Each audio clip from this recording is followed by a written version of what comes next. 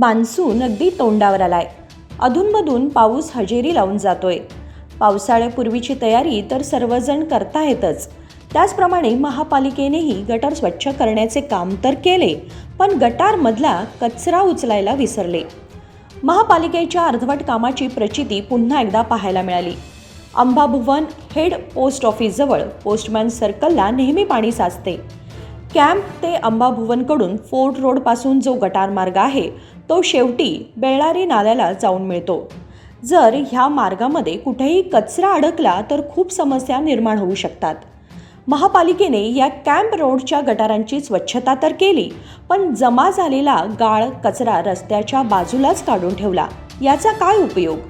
कारण जर पाऊस आला तर परत तो गाळ एकतर गटारीत जाईल किंवा रस्त्यावर साचला जाईल आणि परत एकदा गटारी तुंबतील. या ठिकाणी 2 शाळा आहेत. मुख्य पोस्ट ऑफिस शिवाय नवीन झालेले पासपोर्ट ऑफिस सुद्धा आहे. हा एक मुख्य चौक आहे. रेल्वे स्टेशन जवळच असल्याने लोकांचीही वर्दळ असते. पाणी साचले तर त्यातून रोगराईही पसरू शकते. लवकरात लवकर ह्या गाळ काढून कचऱ्याची उचल व्हायला हवी, नाहीतर नागरिकांना अनेक समस्यांना सामोरे जावे लागेल. महापालिकेला आता तरी जाग येईल का हे पाहावे लागेल. विनोद कोलकार, कन्नडम्मा न्यूज नेटवर्क, बेळगाव.